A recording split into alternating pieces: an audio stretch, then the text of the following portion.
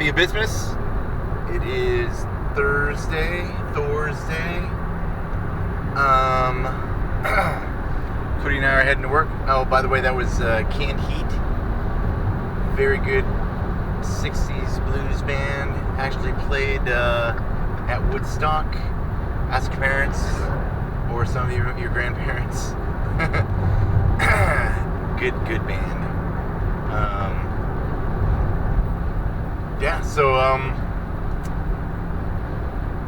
The power of incrementalization, and the title is stolen from, I think it was a Freakonomics podcast.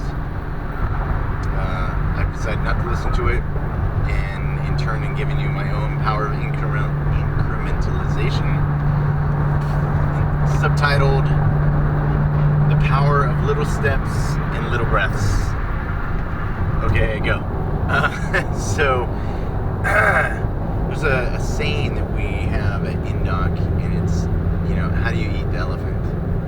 One piece at a time. How do you climb up Mount Everest? One step at a time. How do you make it across the pool? One stroke at a time. So I am actually a firm believer in incrementalization. I didn't know that I was a firm believer in incrementalization until I read the description of that podcast and went, it's true, we don't. Occasionally a guy comes through and he can swing for the fences and, walks on water already, and it's a great cone, but most of the time, somebody sucks at running, sucks at swimming, sucks at being underwater, has some issue, where, man, I love the runs, but I hate when we get to cows, or I hate this, or I hate that. For me, there's a lot of things, but I am not a runner, and so I was not enjoying running, and so every morning for me, it was like, we gotta run. But the beauty of it was, we got the run out first thing in the morning, and so I had the rest of the day to look forward to. I only had to dread or be unhappy for, the first hour and a half. And, but I made it step by step. In fact, when the instructors taught me how to take smaller steps because of my length of my legs not being what an average person has, that when I took my little steps, it made running a whole lot easier than me trying to match everybody else's stride. Tall people trying to match short people's strides, very hard. Short people trying to, for every 3 steps I'm taking, 6-foot tall guys 1 step. So small steps, right? How do you get across the pool? I glide, I stroke, I glide some more. It's all about not little strokes, but less amount of strokes as possible. And that way you keep your heart rate down. And so don't look at Indoc as the top of the mountain. This is where the classic 3-day rule comes in from. I don't know if he invented it, but I'll give him credit for it because he's the first one ever told me about it, and also just love the way he said it. Like he said it very well, and that would be Mr. Kilbride. So you got the 3-day rule. You live in 3 days. You've got today, tomorrow, and yesterday. You can realize that yesterday happened, work on your mistakes from yesterday, make yourself better from yesterday, but that's it. You've got today where you're actually in it, and you're going, and you're doing everything you can to get through the day to get to tomorrow, because if you don't get through today, tomorrow doesn't even matter. So there's your 3-day rule. Well, sometimes your 3-day rule might get into a 3-hour rule. All I've got to do is finish this cow session. All I've got to do is survive this watercon session. All I've got to do is get through the next 3 hours, right? Sometimes your 3 hours might get down to 30 minutes. all I gotta do is survive this run. All I gotta do is make it to lunch. All I gotta do is oh my God, sometimes your 30 minutes gets down to 30 seconds, right? All I gotta do is the next underwater. All I gotta do is the next lap. All I gotta do, that's all you do, because if you don't make that next stroke, if you don't make that next lap, nothing after that matters anyway. So give the effort commensurate with where you're going and what you're doing, realizing that nothing else matters. So sometimes your 30-second window is now, all I gotta do is one more step. All I gotta do is one more stroke. That's how close you are to failure, but that's also how close you are to passing, right? Glass half full, glass half empty. Which way are we going? I think, or I feel, or I know that this works. I just keep swimming, right? I love Finding Nemo. It's such a great movie for just resilience, Marlin loses his entire family except for his one son, in a vicious attack from Barracuda. But he raises his son, and then, he raises his son to be scared of everything, and, is very protective. And this clownfish who has, lived his life as a hermit, hiding, just protecting, holding on as much as he could, when his son gets taken away, he does everything he can. He now is a brave.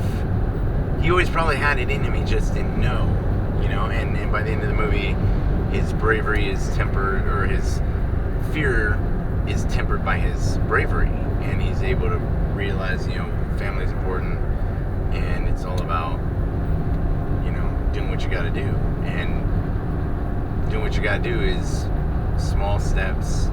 You breathe when you can, you rest when you can, you sleep when you can, you do everything you can when you can.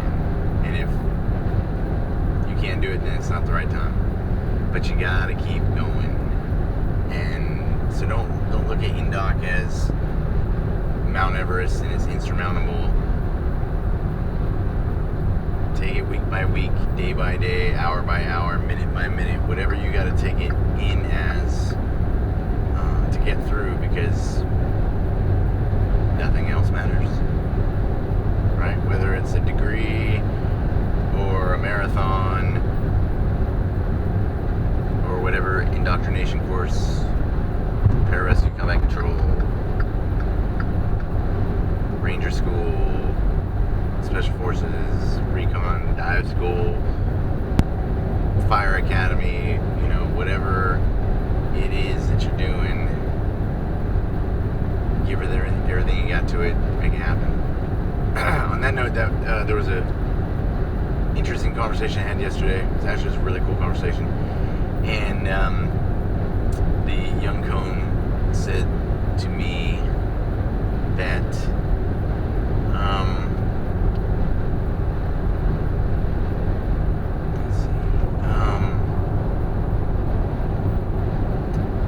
so he's in school, and he's like, I'm not making it to the pool as much as I would like to. I feel like I'm losing traction. I'm not training as far as I could. But he's in the middle of a MBA program, so those are kind of intense. And so it's what's he got to do? His 5-meter target is the school that he is in. It's the moment. It's the thing that's going to kill him first. I said, well, when you get done with your school? Well, I want to go in maybe next winter. So he's got a year. He's going to be done hopefully in the spring with this, and then, I said, so look at this. Do your homework, do your work, do what you got to do. Go running once a day, go swimming once a day, do some cows, right? Kind of, you're not scaling back on, you are scaling back, but your priority at this moment is school, in-dock is the next target. Take care of this target. Make sure it's down.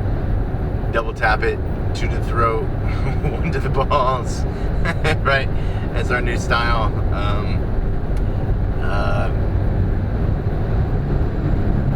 Take care of that and move on. But make sure that you take care of yourself, mind, body, spirit. Stay working out as much as possible. Try not to go more than 2 days without missing a run or some cardio. Why? Because right now he's in school. That's what's important. So I'm not saying you can slack off. No, it's up to you. What are you doing?